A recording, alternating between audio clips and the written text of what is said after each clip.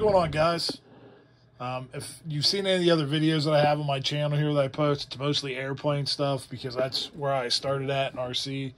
I recently got into trucks probably about 6 months ago. I have an Axial base camp that I've been doing some modifications to, and I've actually did a couple of comps with it, which have ended in disaster, but I think a lot of that is because of my driving. But I ended up getting an Axial 124 scale C10 like you see right here, just for like driving around my house and screwing around when I had nothing better to do. And I kind of got tired of driving over pillows and old shoe boxes, so I decided I was going to build some obstacles, maybe put together like a modular course. I don't have the room in my house to build something that's like solid, that's going to be up all the time. So I needed to build something that was going to that could be moved around pretty easily. So this is what I came up with. And I know there's no shortage of these videos on how guys show how they, built their courses or whatever. But I did some things a little bit differently on here, and I just wanted to show you guys that. So basically, the materials for this are Great Stuff foam, plaster paper, spray paint, some clear mat. You might need some sand, obviously hot glue gun with some glue sticks. These little trees right here, which are available on Amazon, I think for $10 or $11, and I'll kind of go into some more detail. The very first one I built is this right here, and this was basically out of almost all of Great Stuff foam. And I kind of made the base of it out of cardboard, sprayed the foam down, and then kind of like cut my rock formations and stuff into it. As you can see, I have a bear right here hiding in the weeds. I was happy with this. The problem with it, though, is the Great Stuff foam is expensive, and it's time consuming, and it's not that durable. Like you can see, like right here where my finger's at, where I've been climbing up that, it's already starting to like come apart. So I wanted to build more of these because I kind of wanted to, some variety as far as what I was crawling over. So I wanted to build a few more, but I didn't want to go with the Great Stuff foam again, even though it worked okay. And as you can see, like if you use cardboard with this Great Stuff foam, it'll actually bow that. So what I ended up using is just like that, the stuff that pegboard's made out of. I can't really think of what it's called, but that's what that is. And it's really cheap. I think a 4x4 piece of it was like $9. So anyway, back to this. What I ended up deciding I was going to go with was plaster paper. So just to walk you through how I did it, obviously the base of this is cardboard. You can see like right here, you can see the form of like the cardboard box. I had styrofoam left over. You break the styrofoam up, you kind of hot glue it into place here. Make your rocks, so it kind of gives it like that kind of mountainous look. And then you start to wet your plaster paper down, and then you just, kind of like layer it on there. And I'm not doing, this is not like a professional type of video, so I don't have like the whole steps where I went through, where I'm like actually putting the plaster paper on there live. It's a really simple concept. You get about 2 inches of water in a bowl, cut your pieces out, dip them in there. You don't want to wash the plaster off, and then you just start to lay it over top of it. You obviously don't want to lay them over there like in a uniform style, because then you're going to have like a lot of lines that you can see, and you won't get like that kind of rock texture look. So basically what happens is you put that on there, you let it dry. It's going to take about 24 hours for that to dry if you put it on there right to like where it's hard. Once you get it on there, I use two kinds of spray paint. I might have brought it before. I used Rust-Oleum, but I used granite or stone granite gray, and then nutmeg brown. I put the nutmeg brown down first. I cover the entire surface of it with the nutmeg brown. Not too dark, just one coat. And then I go with the gray, and that's kind of how I get like this stone look. If I have to do a couple of coats of the gray, I do. You're going to have to move it around so you get like all the nooks and crannies and whatnot of everything. Once that was done, I went over it with clear matte. Now, what you don't want to do, and I'll show you on a couple other ones, is you don't want to go crazy with the clear mat, because what it does is it makes the surface very slick, and then it gets hard for your truck to climb. And, you know, no matter what tires or whatever that you have on your truck, if it's really slippery, your truck's going to have a hard time climbing on it. So I would caution against that. After that, you know, I like some scale details. And this is going to be out, you know, like I said, it's not going to be on display all the time, but I don't want it to look, you know, it doesn't have to be super duper professional, but I also kind of like want it to be aesthetically pleasing, you know, when it's sitting around. And, you know, if you wanted to, you can even use this as like a shelf for your truck, or, you know, like a little display shelf, whatnot, what have you. I let the clear mat, you know, or let the mat dry on there. Do it in a well-ventilated area. Obviously, it goes without saying, because that stuff really stinks. Once that was done, I started to place these rocks the way that I wanted them. And these rocks are good stuff foam. I spray like little dots on the plot or on the cardboard, wait for it to dry. I pick them off with my fingers. I stick them on there. Now, you can paint those after you've already painted everything else and then stick them on there. You can stick them on there before you paint it and knock it all out in one shot. I've done it both ways. You know, both ways work okay. You can see like where I placed the trees. The trees are actually into the styrofoam that I glued in different spots, because obviously you can't, you know, I don't want to stick it in the cardboard. You don't want it to be in direct line or where the surface that the truck is going to be driving on. Even though I might add some like little sticks or something like that for the truck to crawl over on this, I haven't decided yet. And you know, then it doesn't. There's not like a scientific process to it. You just do it. You know, space it out the way you think it should look or the way you like it, and then move on. Now with this other one, that's pretty much what I did with that one. With this one, it's kind of interesting.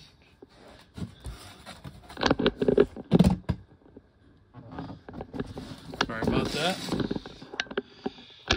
So this one I made, I think this was the second one that I made. You can see it's all four sides, you know, all four sides it's covered. There's something on every side of it. This one is, like I told you before about the clear mat. Even though the approach angle on this is, or the, you know, the slope on this is not that bad, it was really, once that mat was on there, it was really hard to climb. So what I ended up doing is, you can do a couple different things, but this is what I ended up doing.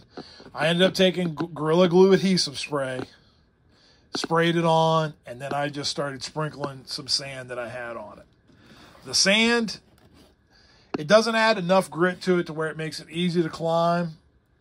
But it's just enough that you're going to get a little bit of grip in some spots. I actually, if you look, there's some actual like real stones like right there. I just kind of glued them in there, and they're glued in there pretty solid.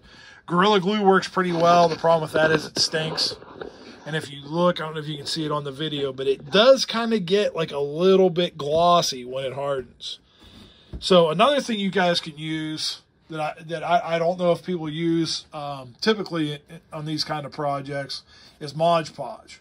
Mod Podge is an arts and craft glue that people usually use for like paper mache, but it's water soluble, but it's really strong and dries really well, and it dries clear. So in a couple of spots, like this spot right here, where I needed to add some more sand, I didn't want to spray the whole thing with adhesive again, so I just put some of the Mod Podge on there. It goes on white. It looks just like regular glue.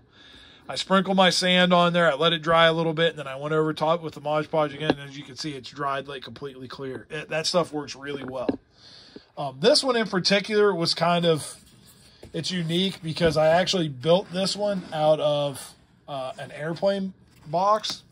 The box that an airplane came in, you can see right here. It's actually an E-Flite Habu SS 50mm EDF jet. I got this plane back in October.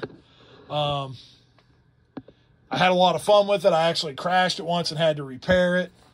But I had the box kind of hanging out. And the box caught my eye one day when I was looking for some different cardboard. And I thought, you know, that would probably be a pretty cool box to use, and it worked out really well. Obviously, this box I think was 36 inches by like 10, and I just kind of did some cutting and some folding.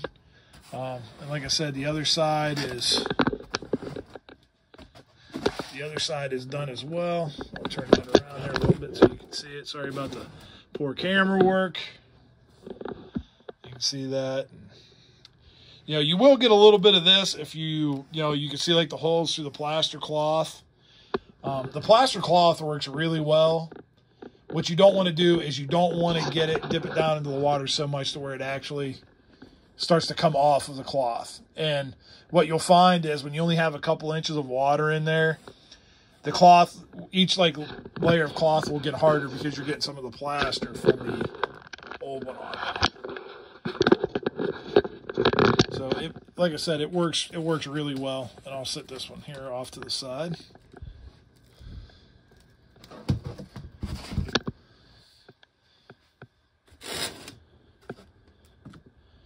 And this was the second to the last one that I did. This one right here was, so it was the same thing. You know, I used the clear matte spray, but when I first, did like a test run on it with my truck, it was okay. That was before I put the mat on. Once I put the mat on, it got really difficult. So this side right here I thought was going to be the more difficult side because it was steeper. This side ended up being the worst side. This one, it really takes like some doing. I mean, it's not impossible, but it takes a minute and some patience if you're going to get your truck to go up this side. I've only gotten it a few times, and I think that was probably luck both times. Again, you can see here I did the same thing. You got the sand on there.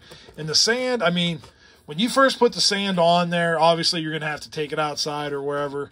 Take a brush to it, knock the loose stuff off of it. Once the loose stuff is off of it, I mean, that stuff is on there. It's not going to come off. So that worked out really well. This one is actually made from the box that my SC24, my little Axial truck, came in. I mean, obviously there's no markings on the bottom of it. You can see it was just like 3 boxes. Just a couple more things, because these are modular, you're going to want to make sure that the undersides of them get sealed as far as like where these seams are, where the plaster is, because when you put it on your carpet and whatnot or on your table, it's going to catch on stuff, it's going to snag, it's going to pull it apart. Put a little dab of hot glue on there. I got this great big, I think this is I might have gotten this like at Menards, which is like one of our local places. It's just a great big glue gun. I use regular old glue sticks. You don't have to use Gorilla Glue sticks. Here's the trees. This is the big one that I didn't use, but you can see it's just, what I do is I take a skewer, this bamboo skewer that I have right here. It's got a little bit of hot glue on the end of it now. I poke it down in there, make a hole, put some glue on there, boop, pop it down there in the hole. Works really good. The underbrush is like this. I mean, I know what this looks like, but I swear to you, it's just fake grass and stuff, not real grass. That, again, you can get that on Amazon for a couple of dollars. It's amazing what you can get on there because that's all stuff I think guys use for like model railroading. And that's just about it. Like I said, I know there's no shortage of videos where these guys are showing you, how to build a course. And like I have a couple of like little obstacles you guys have seen before, the rails you got to run up and, uneven boards and stuff like that. I have those, but I more or less just wanted you guys to see, just get an idea of how it was that I made these. And, like I said, I want it to be a little bit aesthetically pleasing. So if I have it sitting up here on my work table like I have, it just kind of looks cool sitting up there, and like with a lot of my other stuff, my airplanes and whatnot that I have hanging up down here, it just kind of adds to the coolness of the room, if that is a real way of saying it. Anyway, I'll try to put like a little bit of footage on there of me driving the actual truck on the course. And then I'll add some pictures, you know, of like the process that I went through. I think I have like just some stills of like a step-by-step thing. Like I said, I didn't have a live video of me actually doing it because I just didn't have the time. It'd be hard to work with this paper and a camera at the same time, getting stuff all over my hands. Anyway, guys, that's it. Thanks for watching.